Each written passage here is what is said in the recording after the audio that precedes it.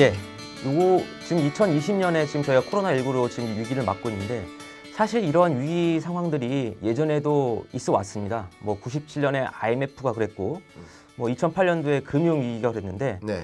그러면 이런 예전의 위기들과 네. 지금 우리가 현재 코로나19로 겪은 위기들은 좀 어떤 면에서 좀 다르다고 할 수 있을까요? 네. 좋은 질문 주셨습니다. 지금 2편이 진행되고 있는데 1편을 진행하는 동안 진행하는 능력이 좀 늘어난 것 같아요. 네, 성장한 것 같아요. 어쨌든 답변을 드려보도록 하겠습니다. 외환 위기는 말 그대로 외환의 시스템 붕괴에 따른 위협이죠. 아, 외환 쪽. 금융 위기는 당연히 금융 부실에 따른 위기였다고 볼 수 있겠죠. 그럼 코로나19에 따른 이 위기는 무슨 위기일까? 실물 위기다 이렇게 볼 수 있을 것 같아요. 실물 위기입니까? 네네, 조금 다른 느낌이다. 한번 정리를 해보겠습니다. IMF 외환 위기는 우리나라의 외환 보유고가 부족해지는데 단기적으로 많은 외국인 자금을 유출하기 시작해요. 단기 외채라고 하거든요. 근데 그 단기 외채로 단기 외채를 상환할 만한 능력이 실시간으로 줄어든 거예요. 그러면 이제 구제금융이 필요하잖아요.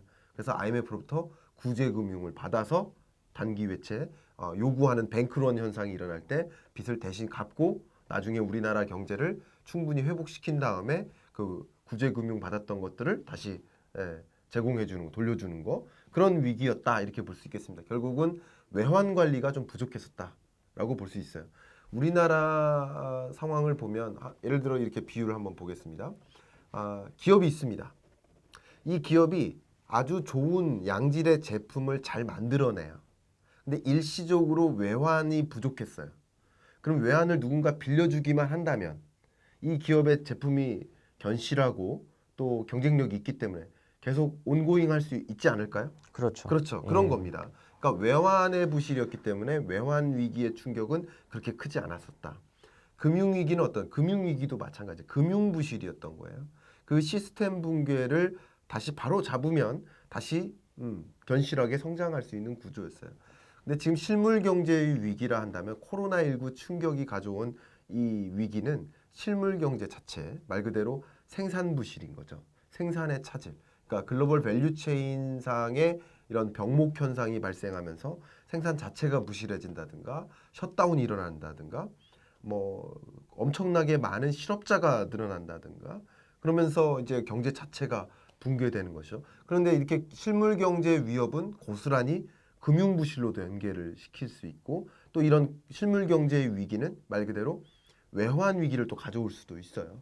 그런 의미에서 여러 가지 대응책들을 강구하는 것이죠. 실물 경제 위기가 금융 위기로 전개되지 않도록, 실물 경제 위기가 외환 위기로 전개되지 않도록 하는 여러 가지 정책들을 강구하고 있죠. 그 대표적인 것이 통화 수합이라는 것을 한미 간의 통화 수합을 체결해서 외환 위기로 번지지 않도록 하는 대응책들을 마련했고 그리고 금융 위기로 전개되지 않도록 대규모 양적 완화를 실시한다든가 정부 입장에서는 긴급 재난지원금을 제공한다 가계에게 그리고 여러 기업들에게 무제한 양적 완화를 통해서 회사채를 사준다든가 뭐 이런 여러 가지 대응책들 그리고 금융 정책들도 뭐 채권 시장 안정 펀드라든가 증권 시장 안정 펀드 이런 것을 100조 원까지 규모를 확대해서 금융 부실로 연결되지 않도록 이렇게 각 영역마다의 그 시스템 붕괴로 연결되지 않도록 노력을 하고 있는 것이다. 물론 이렇게 이 뭐라고 해야 되나 댐을 이렇게 지어 놓으면 뭐 아무래도 물이 딱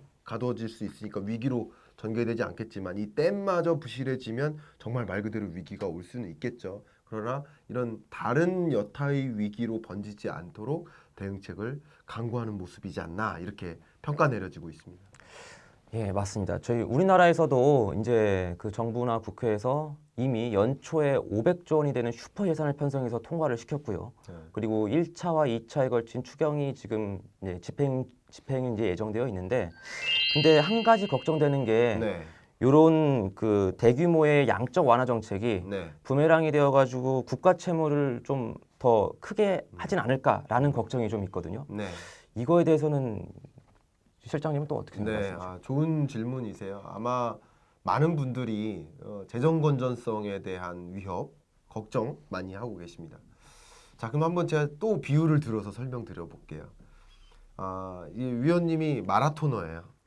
그 몸이 탄탄합니다. 감사합니다. 네, 그래서 이 탄탄한 몸으로 열심히 달려요. 잘 달려요. 근데 넘어졌어요. 다리가 부러져가지고. 그럼 어떻게 됩니까? 지금 돈이 하나도 없어요. 그럼 뭐 할 거예요? 그 다음에? 어유 그 마라톤을 뭐 달릴 수가 있나요? 뭐 그럼 어떻게 해야 돼요? 다리가 부러졌는데. 앰뷸런스를 불러야죠. 그래서 앰뷸런스를 불러서 이제 치료를 받고. 치료를 받아야겠죠. 예, 그렇죠. 근데 돈이 없는데 어떻게 할 거예요? 돈을 빌려서라도 치료를 받아야죠. 그렇죠. 돈을 빌려서라도 해야죠. 그 돈이 없는데 돈을 빌려서라도 치료를 받는 게 우선이겠죠. 그렇죠. 그럼 다리가 정상적으로 돌아왔을 때 다시 뛰어서 아니면 돈을 벌어 돈을 갚더라도 지금은 다리 고치는 게 중요하잖아요. 그렇죠. 지금 내가 빚지는 게 중요한가요? 아니면 다리 고치는 게 제 중요한가요? 다리가 더 중요하죠. 그러니까 지금 재정 건전성을 논의할 때가 아니라는 거죠. 그 너무 한탄스럽더라고요. 지금 코로나19에 따른 충격을 복구하는 데 집중하고 경제 충격을 최소화하는 데 집중해야지. 왜 자꾸 재정 건전성에 대한 논의를 자꾸 하고 있죠? 물론 이것을 논의 안 하면 안 된다는 뜻은 아니에요. 재정이 탄탄해야죠. 왜냐하면 재정이 지금 마이너스 적자 재정으로 가는 과정에서 걱정되는 것은 피해 복구가 다 됐는데 재정 건전성이 그래 굉장히 부실해졌는데 이때 또 다른 뭔가의 충격이 있었을 때는 그때는 돈도 못 빌리는 거예요. 그러니까 재정 건전성에 대한 구상을 해야 돼요. 그러니까 재정 건전성을 고려한 경제 정책이 필요한 거예요. 그러니까 지금은 코로나19 이후에 우리 경제가 반등하더라도 그다음 그동안에 512조 원을 가지고 복지 예산을 많이 편성하고 소위 이제 분배적인 정책 이런 것에 포커스를 두고 경제 성장보다는 분배 컨셉을 둔 정책을 계속 단행해 왔는데 향후에는 이 컨셉에서 조금 더 경기를 부양시키는 데 초점을 두고 부동산 시장을 잡기보다는 적극적으로 거래가 활성화될 수 있도록 해서 세수를 거칠 수 있도록 하는 구조를 만든다든가 이런 식으로 노인 일자리를 만들어 노인 일자리 자체가 잘못됐다는 게 아니에요. 우리는 지금은 이 같은 세수를 어디다 쓸지를 고민해야 되는 단계예요. 그러면 노인 일자리가 중요한가? 노인 일자리가 안 중요하다는 뜻이 아닙니다. 이거 필요하죠. 그러나 노인 일자리가 중요한가? 많은 부가가치를 창출해낼 그런 일자리가 필요한가? 경기 부양적인 일자리를 마련하는 게 필요한가? 이런 식으로 컨셉의 전환이 필요한 거죠. 정책의 컨셉을 전환시켜서 이 재정 건전성이라는 것을 더 이상 위협시키지 않는 경제정책 구조로 전환되는 것은 필요합니다. 다만 지금 코로나19 사태가 진전이 안 되고 있는 종식이 안 되고 있는 상황 하에서 이 경제적 충격, 음압병상 구축 안 할 거냐 이거죠. 음압 앰뷸런스 도입 안 할 거냐 이거죠. 이거 도입해야 된다고요. 감역 시스템 이런 거 충분히 보급해야 된단 말이죠. 그리고 경제적 충격으로 다리가 부러진 사람한테 다리를 고쳐주는 노력을 해야 된다는 거죠. 그런 노력은 하되 재정 건전성이 위배될 수는 있겠지만 지금은 어쨌든 이런 충격을 완화하는 데 집중할 필요가 있겠다. 그리고 재정 건전성에 대한 문제는 당연히 고민을 해야 되겠지만 지금 단계에서 그 부분을 걸고 그러면 재정 집행하지 말라 이렇게 하면 안 되지 않을까. 다만 재정을 똑바로 써라.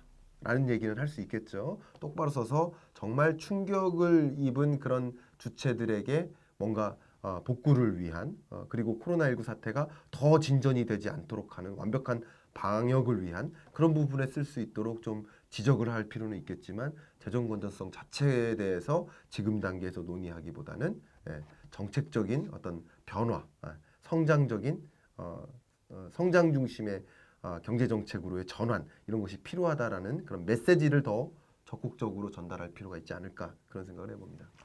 예, 일단은 그러면 실장님 말씀은 일단 정책적인 면에 있어서 네. 지금은 재정 건전성의 그런 거를 고려하기보다는 좀 비중을 코로나19를 벗어나기 위한 네. 그런 정책들에 초점을 맞춰서 긴급적으로 대응을 해야 된다. 네, 예, 이런 거 말씀이신 것 같고요. 네, 예, 그러면은 이제 요곳에서 이제 정부가 이제 내세우는 가장 최근의 뉴스가 긴급재난지원금이라고 해서 네. 소득 이제 하위 70% 기준으로 해서 요거를 이제 분배하겠다 이렇게 이제 정책 기조가 나왔는데 네. 요게 어떻게 적정한지 잘 모르겠습니다. 제가 이게 교육 토크쇼잖아요. 예, 예. 교육 토크쇼답게 여러분들 입장에서는 코로나19에 감염되지 않도록 하는 노력 이것도 중요하죠. 첫 번째 이게 가장 중요하고요. 두 번째로는 어차피 피해갈 수 없으니까 이미 이 피해가 왔으니까 우리는 어떤 생각을 해야 되느냐? 여기로부터 많은 것들을 배워야 된다는 생각을 합니다. 그러니까 충격은 이미 있었으니까 충격으로부터 정말 다양한 일들이 일어나고 있구나. 정책들을 많이 배울 필요가 있겠다 이런 생각을 하는데요. 정책 이런 피해를 복구하기 위한 정책들이 크게 두 갈래죠. 하나가 통화 정책, 통화 정책. 그렇죠? 그리고 또 하나가 재정 재정 정책이죠. 그럼 통화 정책 입장에서 정말 말 그대로 대규모적인 그런 경기 부양책들을 발휘하고 있는데 한 가지가 뭡니까? 기준금리 인하죠. 그렇죠. 그러니까 지금의 기준금리 인하는 말 그대로 역사상 우리나라 홍익인간 이래로 가장 낮은 금리 시대에 온 거예요. 그만큼 금리를 적극적으로 인하해서 적극적으로 경기를 부양시킬 수 있도록 노력하는 모습인 거죠. 그게 첫 번째고요. 두 번째 또 통화 정책 하나가 앞에 말씀드렸었던 통화 수합인 거예요. 한미 간 통화 수합.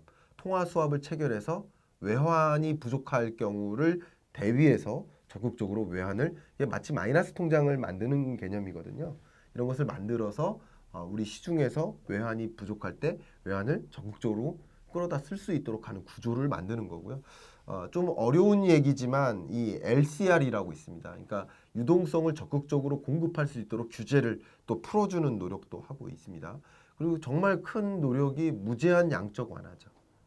금융기관이 은행이나 금융기관을 통해서 환매 조건부 채권이라고 하는데 다시 사줄 걸 전제로 해서 이제 매입을 해주는 거예요. 뭐 이렇게 해서 적극적으로 유동성을 공급하는 노력을 하고 있습니다. 이런 것들이 이제 구체적인 내용이고, 이 각각에 대해서는 제가 나중에 시간이 될 경우에는 또 우리 키포인트 클래스를 통해서 더 구체적으로 경알못 입장에서 아주 쉬운 얘기로 다시 풀어드리도록 하겠습니다. 오늘은 큰 그림을 그리는 과정이니까. 그 다음 이제 재정정책인 건데요. 재정정책의 2차 추경을 논의하기 시작한 거죠. 그러니까 추경은 자주 있었지만 2차 추경은 자주 있는 게 아니거든요. 그렇죠. 2차 추경이 마지막으로 있었을 때가 2003년입니다.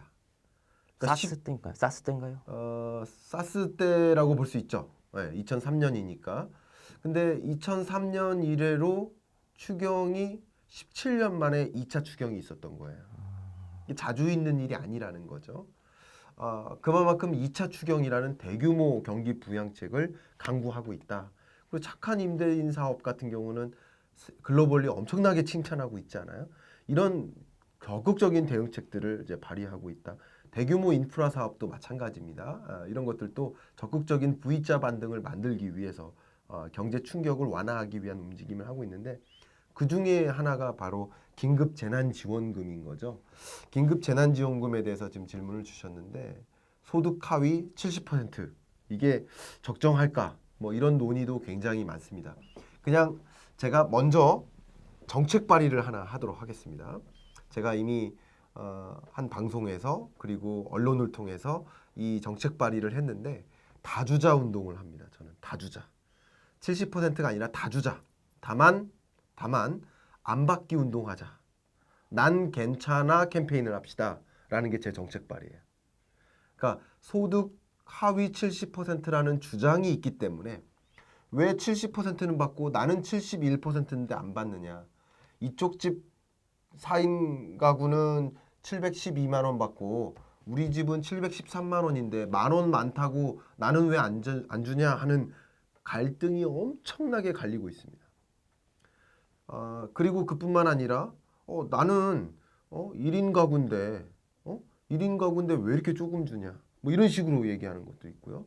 그리고 이런 논의 때문에 이제 왜 나는 70%고 나는 71%냐 안 받느냐 뭐 이런 논란뿐만 아니라 굉장히 많은 구체적인 논란들이 있습니다. 제가 시간이 많으면 한 10가지에 걸쳐서 그 논란에 대해서 말씀드리고 싶지만 다는 말씀 못 드리고요. 이것을 집행하는 과정에서 이런 논란이 있고 또 국회 의결이 되는 과정에서 이게 첨예하게 갈립니다. 그럼 국회 통과 안 하면 어떡할 거예요? 만약에 국회의원 임기가 5월 30일까지입니다. 그럼 5월 30일 내로 이게 통과가 안 되면 이 긴급한 이런 위기 상황에 긴급 재난지원금을 줘야 되는데 코로나19가 끝나고 나서 줄 것이냐 뭐 이런 논의도 많이 있단 말이죠. 그러니까 이런 것들이 논란의 소지가 없도록 하기 위해서는 다주자가 맞다. 그리고 기본소득의 개념하고도 맞다. 그래서 기본소득이라는 이야기가 쏙 들어갔죠. 재난지원금은 기본소득 개념이 아닙니다. 기본소득은 말 그대로 모두에게 다주자여야 돼요. 그리고 수많은 나라들이 다 하나같이 기본소득 컨셉으로 정책을 집행했던 이유가 이런 논란을 줄이기 위함도 있다고 보고 있습니다. 그러니까 이게 시급한 사안인데 시급하게 대응을 못하는 거죠. 70%라는 것을 정하는 순간 굉장히 중요한 거죠. 그리고 건강보험료를 기준으로 이제 편성을 하는데 거기에도 이제 한계점들이 상당히 있습니다. 그렇기 때문에 다주자를 하고요. 오히려 안 받기 운동, 난 괜찮아 운동을 만약에 실시를 하면 굳이 안 받아야 되는데 받는 사람도 없어질 수 있고요. 받아야 되는데 못 받는 사람도 없어질 수 있습니다. 이게 두 가지가 오류예요. 통계 오류. 타입 1 에러, 타입 2 에러. 그죠? 받아야 되는데 못 받는 사람. 안 받아야 되는데 받는 사람. 이런 오류를 줄이기 위해서는 다주자 이거고 다주인데 30% 이상이 안 받기 운동에 참여할 것이라고 저는 생각을 합니다. 우리 국민들의 국민성이 그렇다는 거죠. 금모으기 운동뿐만 아니라 이런 위기 극복 상황에서 어떻게 대응하는지 한번 지켜보고 싶은데 소위 대기업 직장인들 안 받아도 되잖아요. 제가 이렇게 얘기하기 좀 어렵지만 저는 좀 받아야 될 것 같은데요. 좀 받으세요. 네. 받을 사람 받으세요. 저는 안 받아도 됩니다. 그러니까 안 받아도 된다고 생각하는 뭐 고급 승용차 타고 그죠? 월급 끊기지 않는 사람들, 충격 없는 사람들은 안 받아도 되거든요. 그래서 안 받기 운동으로서 난 괜찮아 운동 이런 운동을 통해서 이런 문제점들을 더 완화시킬 수 있지 않을까 저는 그런 생각을 해봅니다. 예, 좋은 말씀 감사합니다. 일단은 그러면은 지금 현재 70%만 주는 거에 있어서는 뭐 네. 이렇게 통계적인 오류라든지 아니면은 어쩌면 갈등이 있을 수가 있으니까 네, 되도록이면 다 모두에게 주되 네, 일부 이제 우리 국민들의 도덕성이라든지 그런 거를 좀 바탕으로 삼아서 네. 안 받기 운동 네. 이런 거를 진행하자는 그런 말씀이신 것 네. 같죠?